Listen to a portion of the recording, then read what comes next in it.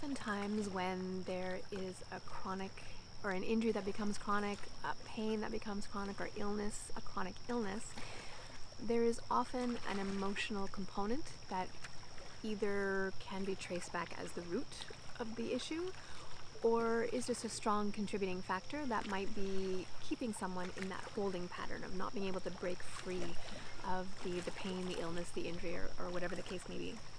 And I'm not trying to diminish illness and chronic pain to not being real. Please don't interpret it as that, because it's 100% real all of the time. But it's also a true statement that there is often an emotional component that is at least a part of the story.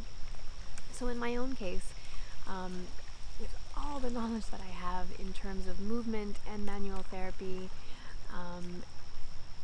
and neuroplasticity, an understanding of the theoretical aspects of chronic pain, an understanding of the movement aspect, an understanding of the treatment aspect, and yet here I am 9 years later, still stuck in this chronic pain pattern and really not all that much better than I was 9 years ago.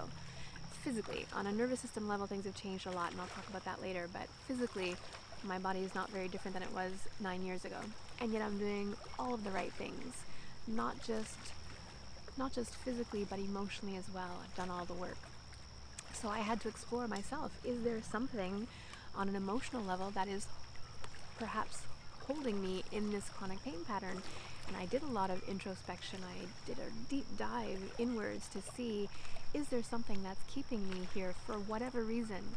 And I explored that not only on my own, but with several different specialists, trying to see, okay, there's got to be something that I'm missing that's keeping me from getting to the other side of all of this.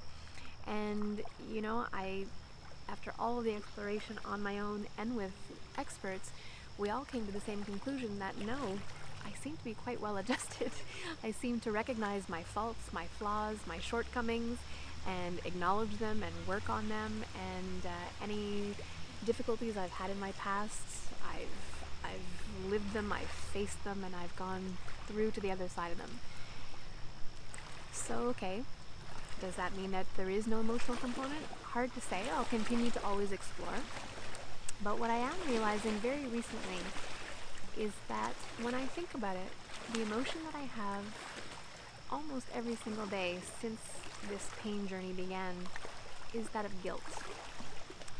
And I realize that as much as I'm really well balanced in all other aspects of my emotional life, I do feel guilt an extraordinary amount of the time because of my pain. And that manifests as guilt around my husband, that I'm not doing as much as I should in this partnership, that he has to pick up the slack when my pain is bigger than I am, that I'm not physically there for my family and friends the way that I would like to be, the way that normally I would be in my life. Same is true for my colleagues.